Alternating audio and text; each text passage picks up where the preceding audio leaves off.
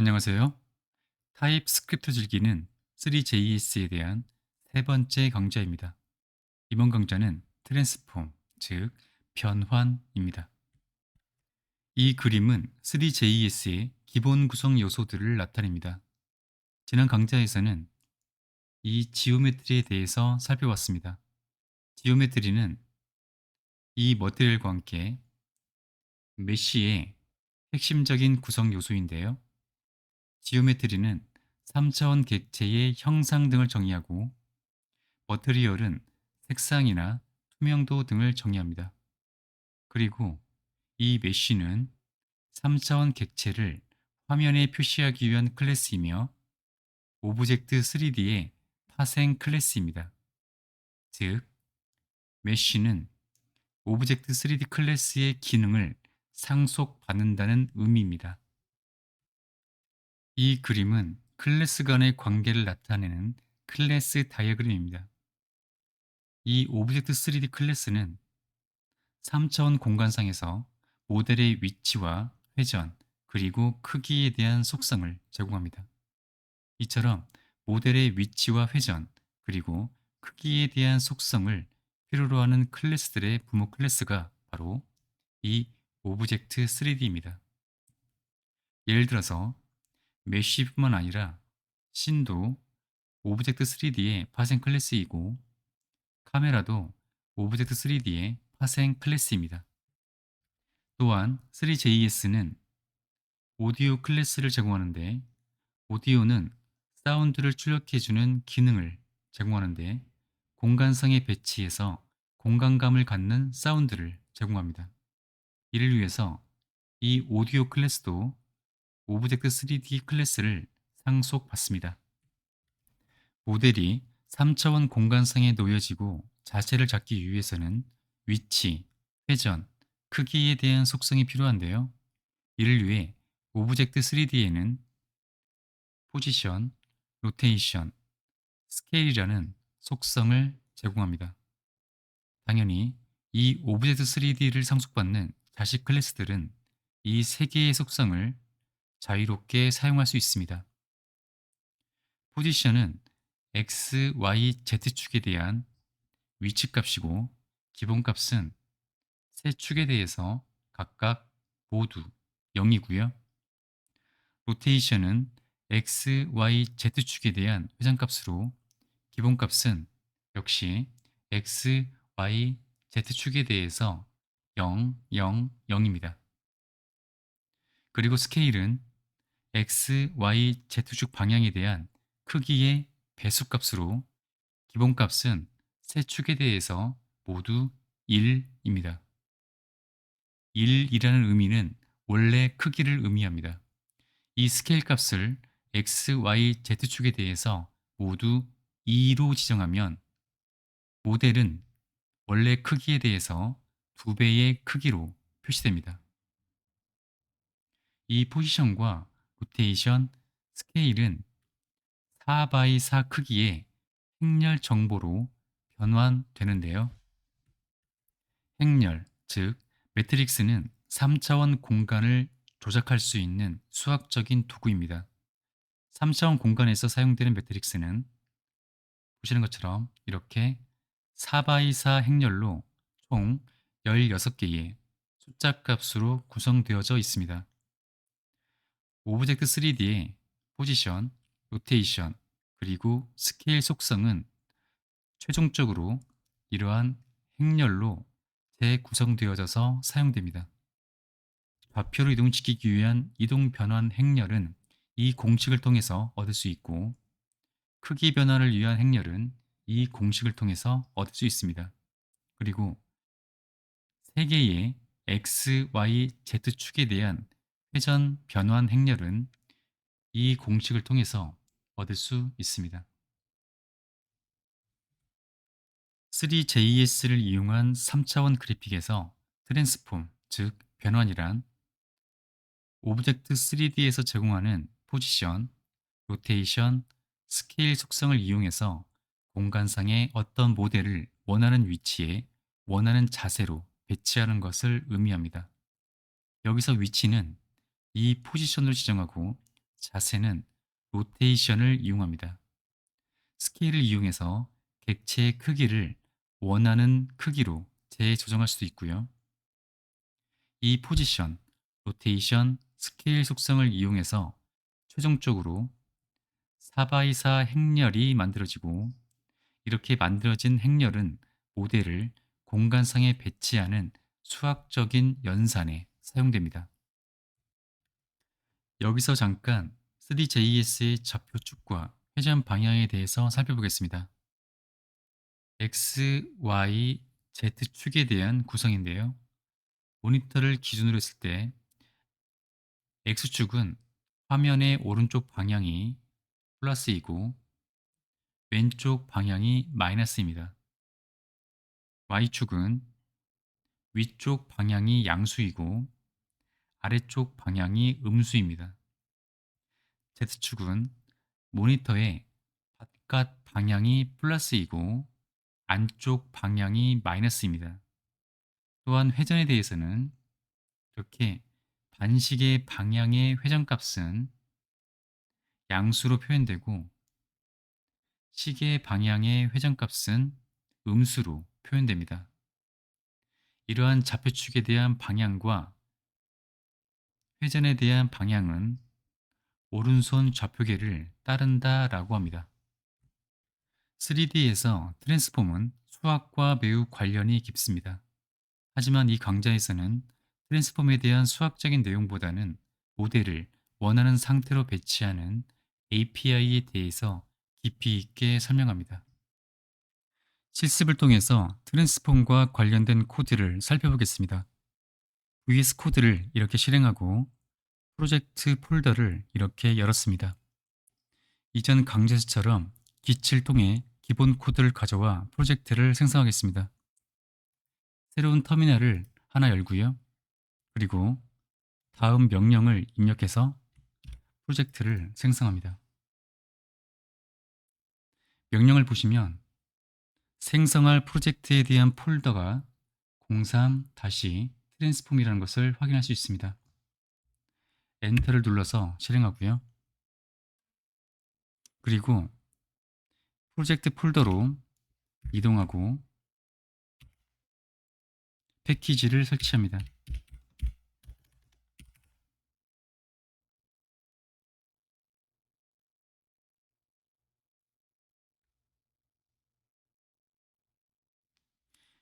그리고 실행을 위해 다음 명령을 입력합니다. 이 링크를 클릭해서 실행된 결과를 살펴봅니다.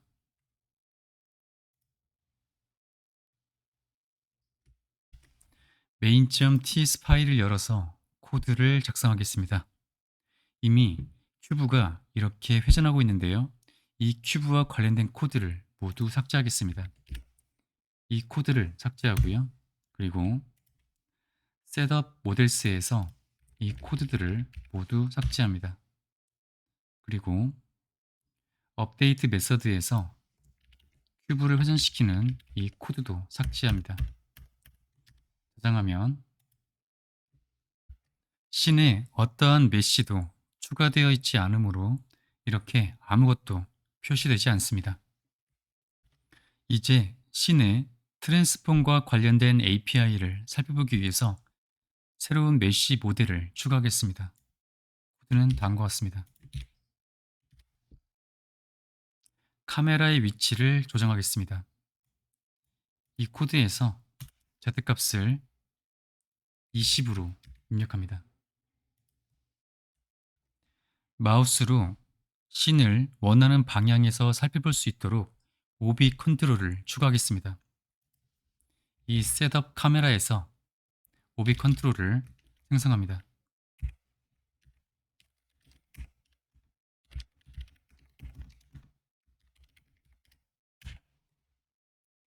이 오비 컨트롤스를 사용하기 위해서는 반드시 이러한 인포트 문이 필요합니다.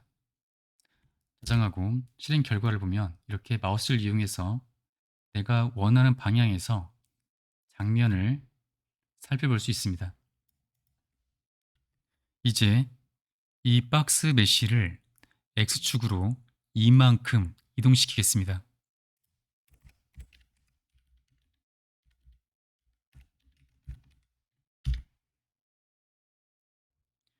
박스가 X축 방향으로 이만큼 이동했는데요.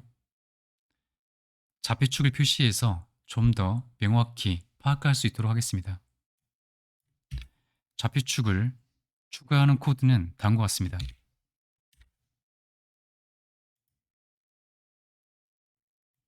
보시는 것처럼 이 박스가 이 원점에서 X축을 기준으로 이만큼 이동한 것인데요. 빨간색의 선이 X축이고 초록색의 선이 Y축이고 파란색 선이 Z축입니다. 포지션의 값을 설정하는 것은 이렇게 각각의 축에 대해서 값을 설정할 수도 있고요.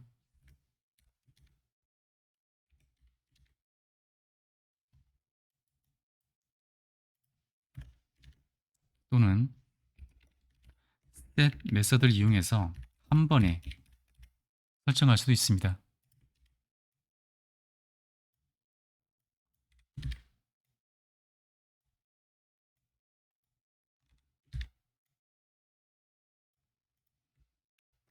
이제 이 박스 메쉬를 X축을 기준축으로 해서 45도만큼 회전시켜 보겠습니다. 먼저 박스의 위치를 원점으로 이동시키고요. 그리고 박스를 X축으로 45도 회전시키는 코드는 다음과 같습니다. 결과를 보시면 박스가 X축으로 이렇게 45도 회전한 것을 확인할 수 있습니다.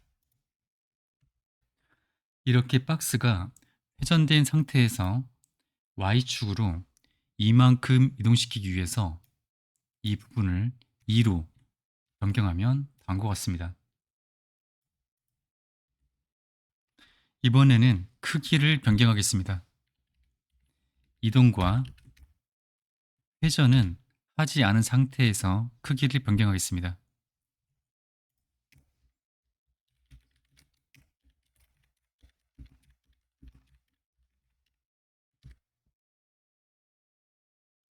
X, Y, Z축에 대해서 절반 크기로 변경하기 위해 이렇게 0.5를 지정하고 있고요. 보시는 것처럼 원래 크기의 반절로 표시됩니다. 이 상태에서 X축으로 45도만큼 회전하고요. 그리고 Y축으로 이만큼 이동해 봅니다.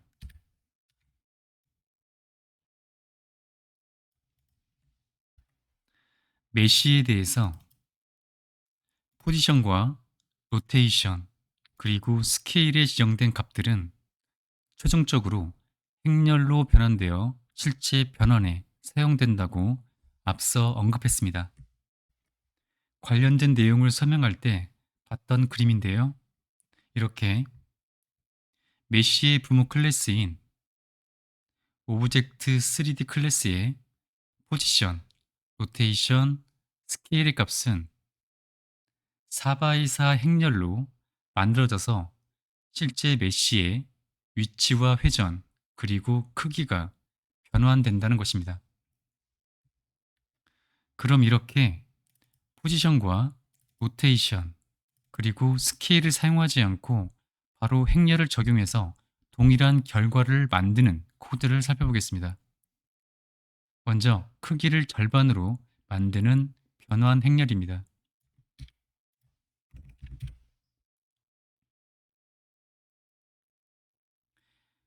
행렬을 만들기 위해서는 이렇게 매트릭스 4라는 클래스를 이용해서 객체를 만들고요. 모든 축에 대해 절반 크기이므로 이 행렬 객체를 이용해서 make scale 메서드를 호출합니다. 이 0.5, 0.5, 0.5는 x, y, z축에 대한 크기 값입니다. 절반 크기이므로 0.5를 지정하고 있고요. 그리고 x축으로 45도만큼 회전하는 행렬입니다.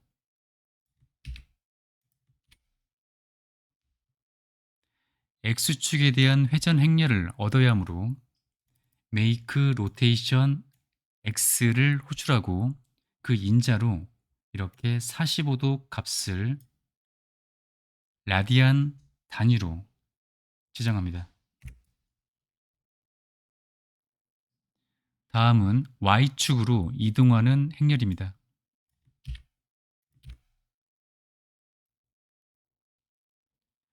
y축으로 이만큼 이동하는 행렬을 얻어야 하므로 make translation method의 y축에 해당되는 두 번째 인자에 숫자 2를 지정하고 있습니다. 이제 이 행렬을 이용해서 이 세 개의 코드와 동일한 결과를 만들어 보겠습니다. 이 세 개의 코드를 제거하고요.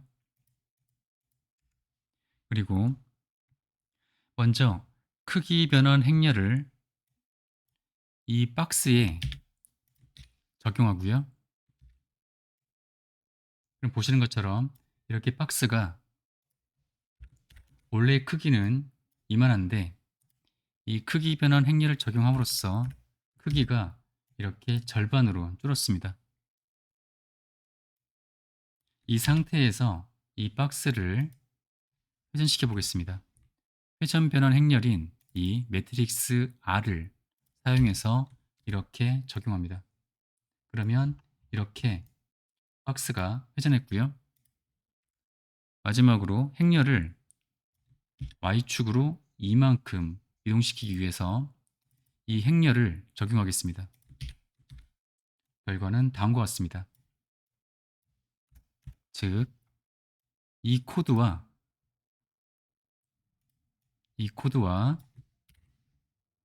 이 코드는 동일한 결과를 만들어내고 있습니다. 그런데 이렇게 행렬로 직접 변화를 적용할 때는 그 적용 순서에 따라서 결과가 달라집니다. 지금은 크기 변환 행렬을 적용하고 그 다음에 회전 변환 행렬을 적용하며 마지막으로 이동 변환 행렬을 적용하고 있는데요. 이 순서를 바꿔보겠습니다. 회전을 먼저 하지 않고 이동을 먼저 하고 회전을 하도록 하겠습니다. 저장해 보면 결과가 바뀌었는데요. 좀 더 명확히 확인하기 위해서 한 줄 한 줄 코드를 실행해 보겠습니다. 먼저 크기 변환 행렬을 적용한 결과는 다음과 같습니다. 그 다음은 Y축으로 이만큼 이동시키는 변환을 적용할 건데요. 이 상태에서 Y축으로 이만큼 이동함으로 이 위치에 박스가 놓여질 것입니다. 확인해 보면 이렇게 됐고요. 또 이 상태에서 회전 변환 행렬을 적용할 텐데 이 회전 변환 행렬은 X축으로 45도만큼 회전하는 것이므로 현재 이 박스가 X축으로 회전을 하는데 이 원점을 기준으로 회전하므로 45도에 해당되는 이 위치에 박스가 놓여질 것입니다. 확인해 보면 보시는 것처럼 박스가 원점을 기준으로 X축으로 회전해서 이 위치에 놓여진 것을 확인할 수 있습니다. 다시 바꿔서 회전을 먼저 적용하고 그 다음에 이동 변환을 적용하는 코드를 다시 살펴보겠습니다. 결과는 다음과 같은데요. 코드를 한 줄 한 줄 실행해서 다시 설명드리겠습니다. 먼저 크기 변환 행렬이 적용되기 전에는 이와 같고요. 크기 변환 행렬이 적용되면 이렇게 크기가 절반 줄어듭니다. 다음은 회전 행렬인데요. 이 회전 행렬이 적용되면 X축으로 45도만큼 회전되므로 원점을 기준으로 이 X축으로 이 박스가 45도 회전되는 겁니다. 결과는 다음과 같고요. 다음은 이 상태에서 이 박스가 Y축으로 이만큼 이동시키는 행렬인데요. 이 행렬이 적용되면 이렇게 Y축으로 이만큼 이동되는 것을 확인할 수 있습니다. 이렇게 행렬을 적용하는 순서에 따라서 그 결과가 바뀌는 것을 확인할 수 있었습니다. 하지만 행렬을 이렇게 직접 사용하지 않고 포지션과 로테이션, 스케일을 이용하는 경우는 앞서 봤던 적용 순서를 고민할 필요가 없습니다.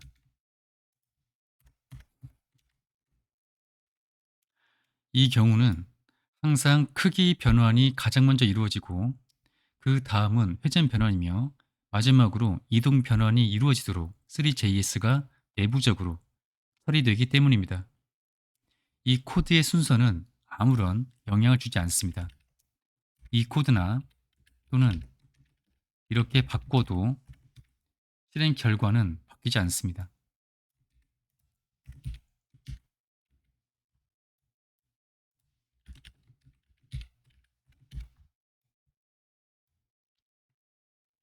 특별한 경우가 아니고는 행렬을 직접 사용하지 않고 이렇게 포지션, 로테이션, 스케일을 사용해서 변환을 수행하는데요. 이러한 변환 코드의 경우 변환 순서가 크기 변환, 회전 변환, 그리고 마지막으로 이동 변환으로 처리된다는 점을 기억해 두시기 바랍니다.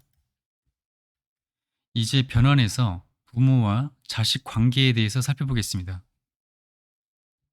지금은 이 박스가 이 씬에 추가되어져 있는데요.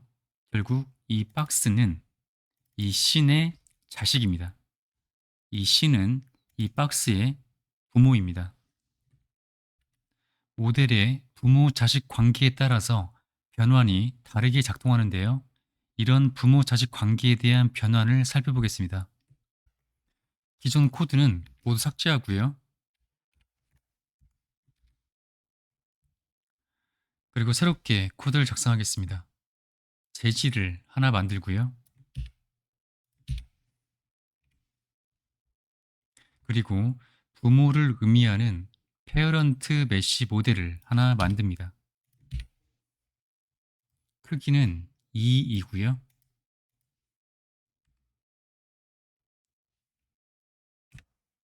그리고 이 페어런트보다 크기가 작은 차일드 모델을 하나 만듭니다. 크기는 1입니다.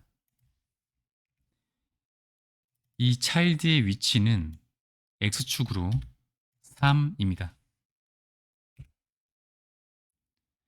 이 페어런트에 이 차일드를 추가해서 부모 자식 관계를 만듭니다. 이 페어런트도 씬에 추가해야 화면에 표시되므로 이렇게 씬에 추가하고요.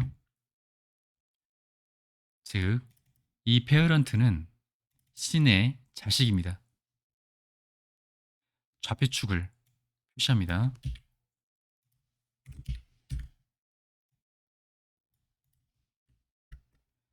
이 페어런트는 변환에 대한 속성을 변경하지 않았으므로 이렇게 원점에 회전 없이 원래의 크기로 놓여지고 이 차일드는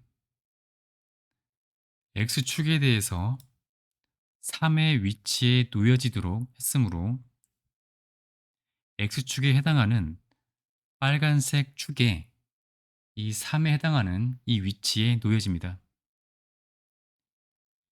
이 차일드를 Y축으로 45도 회전시켜 보겠습니다.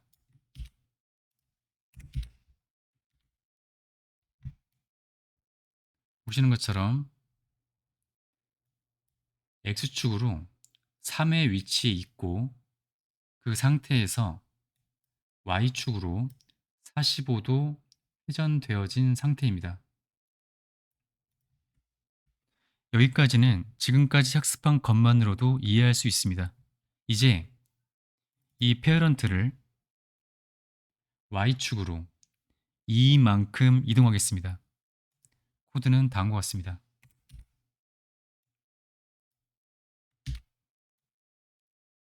실행 결과를 보면 이렇게 페어런트가 Y축으로 2의 위치에 놓여졌는데 페어런트의 자식인 이 차일드도 부모가 이동한 만큼 옮겨졌습니다. 즉, 자식은 부모의 변화, 즉 트랜스폼에 상대적인 영향을 받는다는 것입니다. 이렇게 부모가 이동하면 그 자식은 부모가 이동한 만큼 상대적으로 이동합니다. 부모의 회전과 부모의 크기 변환 역시 자식에게 그대로 영향을 미칩니다. 부모의 회전이 자식에게 미치는 상대적인 영향을 살펴보겠습니다.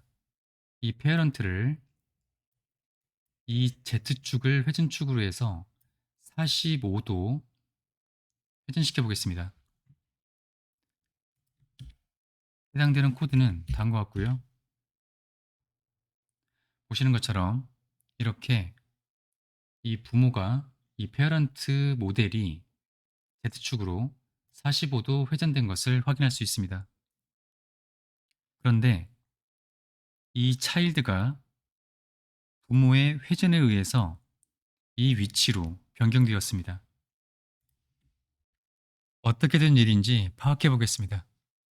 이해하기 쉽도록 이 페어런트에도 페어런트만의 좌표축을 표시하겠습니다. 코드는 다음과 같습니다.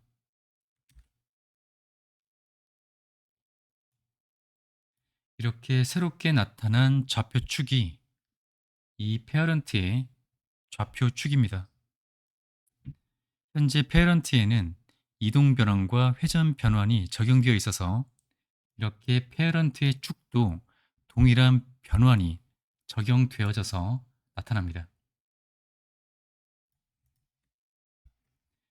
이 페어런트에 적용된 이동 변환과 회전 변환이 자식인 이 차일드의 변환에 어떤 영향을 미치는지 살펴보겠습니다. 차일드의 변환 중 이동 변환만 적용해 보겠습니다. 즉, 이 코드만 수행하고 이 회전에 대한 변화는 일단 제거하겠습니다. 저장해 보면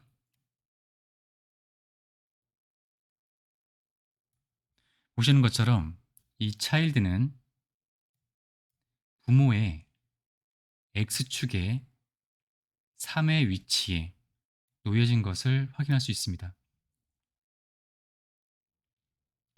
이제 이 차일드의 회전 변환을 적용해 보겠습니다.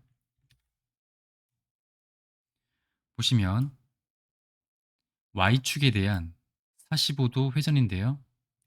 결과를 보시면 이 차일드는 부모인 이 페어런트의 Y축, 즉 이 축입니다. 이 축을 회전축으로 해서 45도 회전된 상태로 놓여집니다. 3차원 그래픽에서 이러한 부모와 자식 간의 관계를 자료 구조로 표현한 것을 싱 그래프라고 하는데요. 싱 그래프 개념을 응용해서 여러 개의 모델을 복잡한 수학적인 연산 없이 내가 원하는 형태로 배치할 수 있습니다. 이에 대해서는 이 강좌에서 다시 살펴보겠습니다. 방금 설명한 싱 그래프를 통해 여러 개의 모델을 배치해 보겠습니다. 배치할 장면은 다음과 같습니다. 사각형 모양의 평면이 있는데 바닥이고요. 그리고 가운데는 이렇게 큰 모양의 반구가 놓여 있습니다. 그리고 이 반구를 중심으로 총 8개의 토러스가 이렇게 배치되어져 있습니다. 또 여기 보시면 작은 구가 있는데요. 이 작은 구를 이 반구를 중심으로 이렇게 회전시키겠습니다. 이 장면을 구성하기 위해 제가 생각한 씬 그래프입니다. 3JS의 기본 요소 중에 하나인 씬이 이렇게 씬 그래프의 최상단에 존재하고요. 이 화살표는 부모와 자식 간의 관계를 나타냅니다. 화살표가 시작되는 객체가 부모이고 끝나는 객체가 자식입니다. 넓은 평면 모양의 이 사각형 바닥이 그라운드이고 타입은 메쉬입니다. 이 큰 반구가 빅 스피어이고 타입은 메쉬입니다.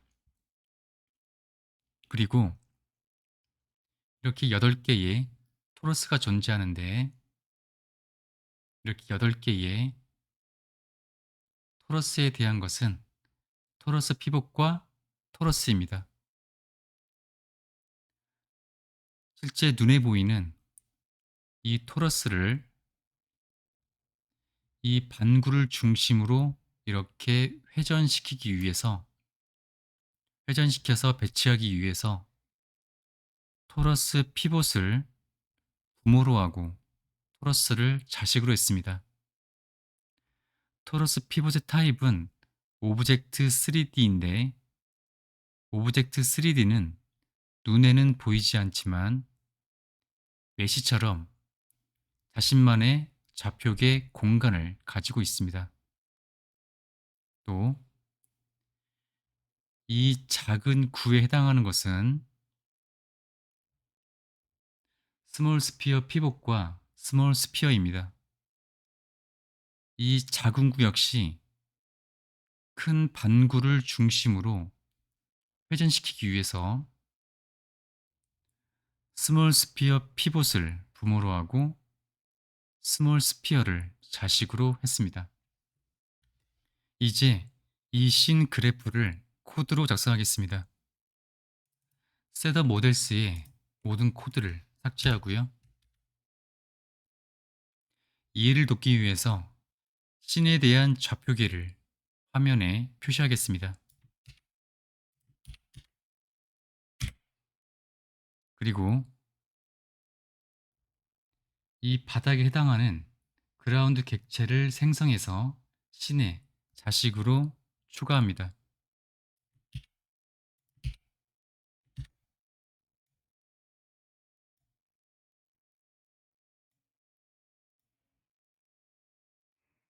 바닥에 해당하는 이 그라운드를 X축으로 마이너스 90도 회전하고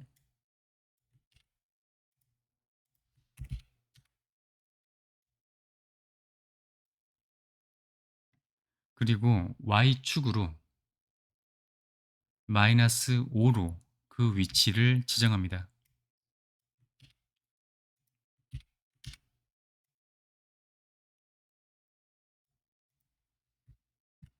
장면을 확대하기 위해서 카메라의 위치를 Z축에 대해 20이었던 값을 5로 변경합니다. 다음은 이 큰 반구입니다. 이 반구를 추가하는 코드는 다음과 같습니다. 다음은 이 작은 구입니다. 코드는 다음과 같습니다. 현재 작성된 이 코드는 이 씬 그래프와 구성이 다른데요. 씬 그래프에서는 이 스몰 스피어가 스몰 스피어 피봇의 자식으로 되어 있는데 코드를 보면 이 스몰 스피어가 신의 자식으로 되어 있습니다. 또한 신 그래프에 나와 있는 이 스몰 스피어 피봇도 코드상으로는 지금 보이지 않고요. 설명을 위해서 임시로 이렇게 코드를 작성했습니다. 저장해 보면 작은 구가 화면에 보이지 않는데 그 이유는 이렇게 반구에 가려져서 보이지 않는 것입니다. 이 작은 구를 X축으로 2로 이동하겠습니다.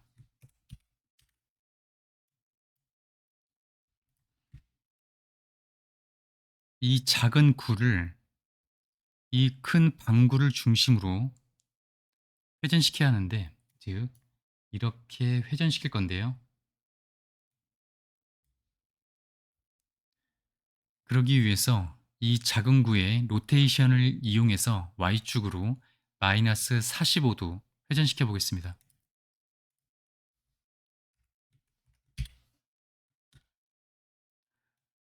적용해 보면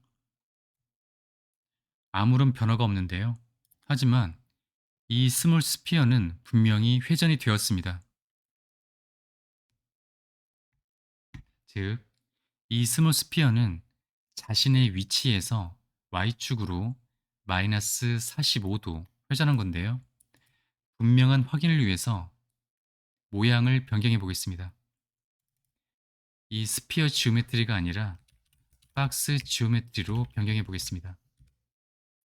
그리고 이 회전도 일단은 하지 않고요. 회전하지 않으면 이런 모양인데 Y축으로 45도 회전시키면 이렇게 자기 자리에서 회전이 일어납니다. 다시 코드를 스피어 모양으로 바꾸고요. 설명을 계속 진행하기 전에 먼저 잘못된 것을 바로잡겠습니다. 이 작은 구가 이 반구를 중심으로 해서 이동하거나 회전해야 하므로 이 스몰 스피어에 해당되는 이 부분이 씬이 아니라 이 반구에 해당되는 빅 스피어의 자식이어야 합니다. 즉, 이렇게 변경되어야 합니다.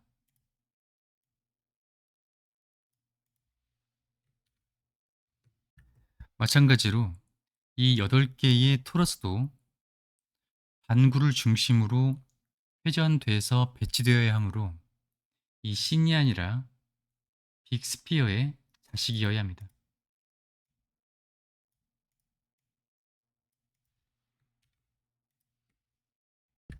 변경된 신 그래프를 기준으로 설명을 계속하겠습니다. 이 작은 구가 이 큰 반구를 기준점으로 해서 Y축으로 이렇게 회전하기 위해서는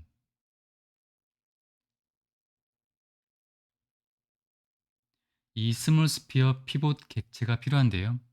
이 객체를 먼저 정의합니다. 여기서 이렇게 스몰 스피어 피봇 객체를 만들고요. 그리고 이 스몰 스피어를 이 스몰 스피어 피봇에 자식으로 추가합니다.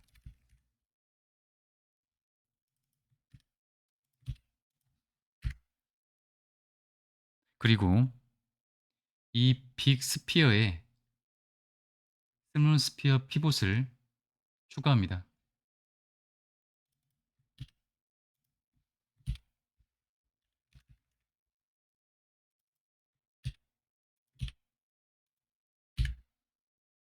이 코드는 잘못되었으므로 삭제하고요.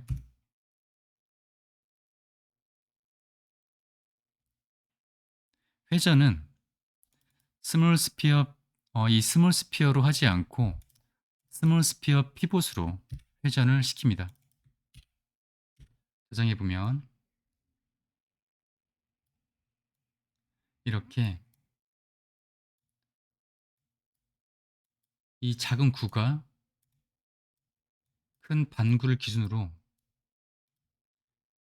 마이너스 45도만큼 회전된 것을 확인할 수 있습니다. 그런데 이렇게 작은 구가 Y축을 기준으로 이렇게 밑으로 내려가 버렸는데요. 이유는 이 작은 구의 부모 중 빅스피어가 Y축으로 마이너스 0.5 위치에 있기 때문입니다. 이 작은 구를 Y축으로 더 위로 올리기 위해서 다음 코드를 추가합니다.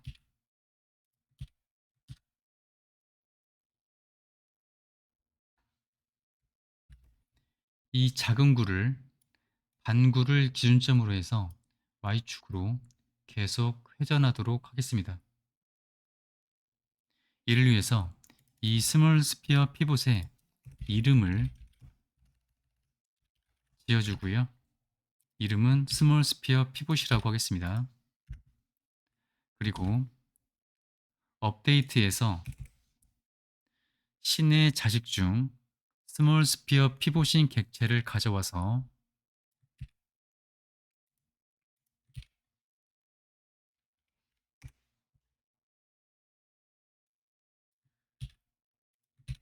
또 이렇게 회전에 대한 트랜스폼인 로테이션 값을 이 시간 값으로 지정합니다.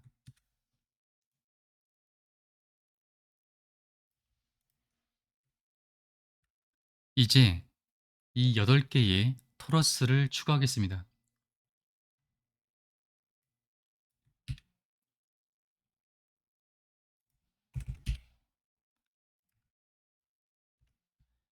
이 8개의 토러스는 동일한 형태이므로 지오메트리 객체는 한 개만 만들어서 재활용할 수 있습니다.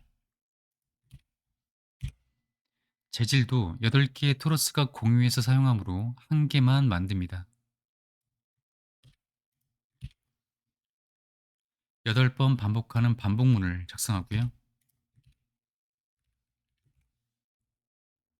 먼저 토러스 객체를 만듭니다. 바로 이 토러스 객체입니다.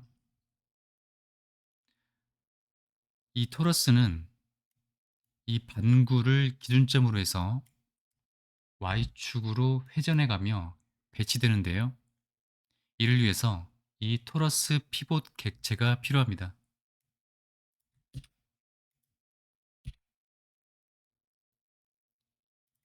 이 피봇 객체를 이 큰 반구 객체의 자식으로 추가하고요. 즉, 이 빅스피어입니다.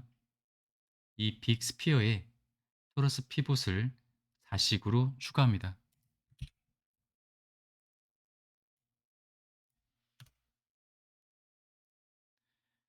그리고 이 토러스 객체의 위치를 X축에 대해서 2로 지정하고요. 회전은 피봇을 통해 수행하므로 코드는 다음과 같습니다.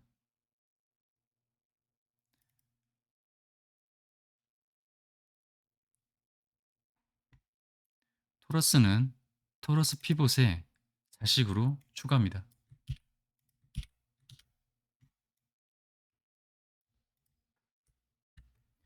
이 토러스의 위치가 Y축에 대해서 너무 밑으로 내려갔는데요.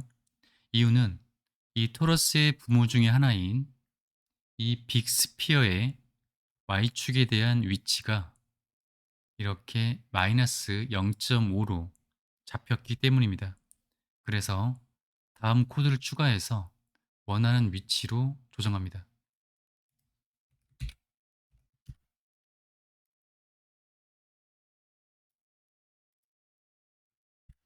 어떤 모델을 회전할 때 회전에 대한 기준점을 설정하기 위해서 이렇게 피봇 개념을 부모로 사용하는 것은 신 그래프에서 매우 유용한 방법입니다.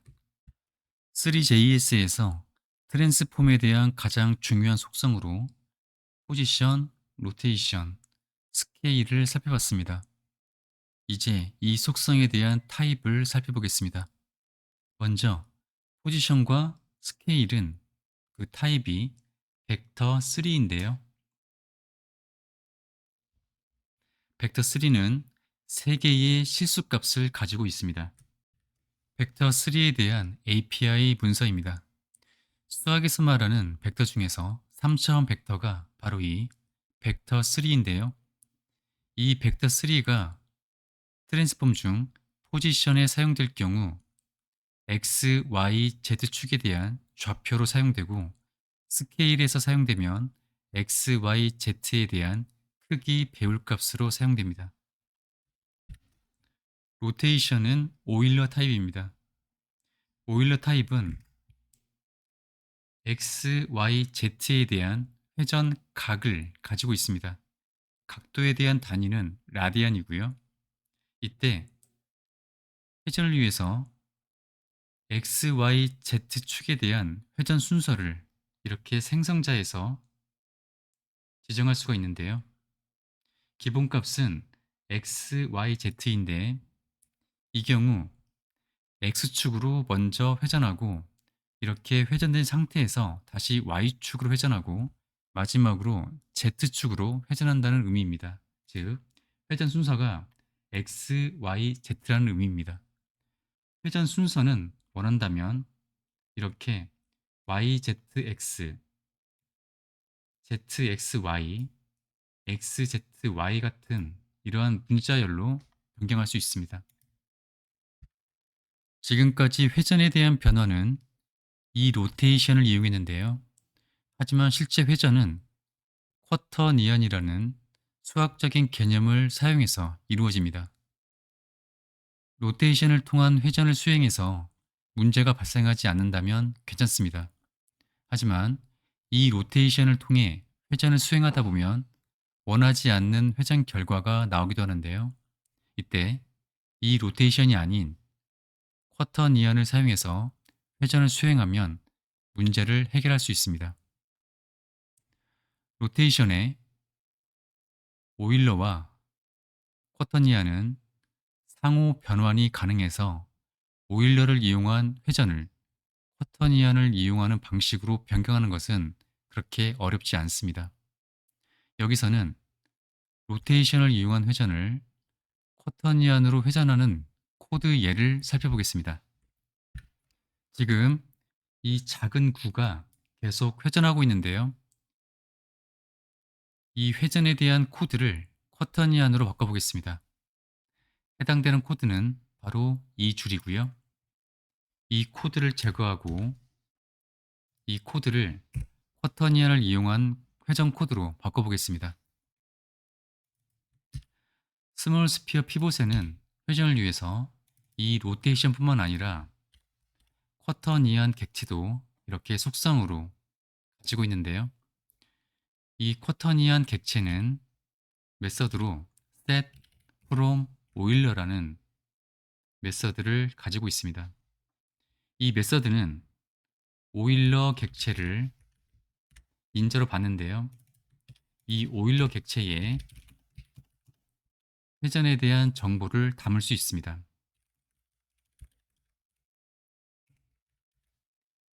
오일러 객체를 생성할 때는 생성자 인자에 x, y, z축에 대한 회전 각도를 지정할 수 있는데 이 경우는 y축에 대해서 타임 각도만큼 회전하는 것이므로 이렇게 값을 지정해 주면 됩니다. 저장해 보면 이 로테이션을 이용해서 회전했던 결과와 동일한 실행 결과를 볼 수 있습니다. 쿼터니언 객체도 직접 생성할 수 있는데요. 쿼터니언을 생성할 때 오일러 객체를 이용해서 생성하는 경우가 대부분인데 이 오일러 객체를 통해서 쿼터니언 객체를 생성하는 코드는 다음과 같습니다.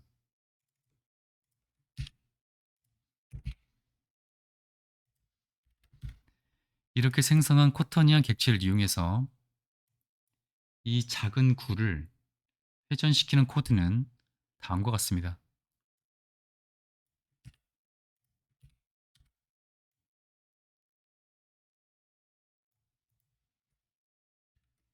이 정도로 3JS의 트랜스폼에 대한 설명을 마치겠습니다. 사실 트랜스폼은 수학에서 시작해서 다양한 공간 좌표계 등 몇 가지 더 설명할 것들이 있는데요. 일단 이 강좌에서는 기본적이고 가장 많이 사용되는 API를 중점적으로 살펴보았습니다. 설명하지 못한 부분에 대해서는 필요한 상황에서 관련된 내용을 설명드릴 기회가 있으니까 그때 다시 언급하겠습니다. 그럼 다음 영상에서 뵙겠습니다.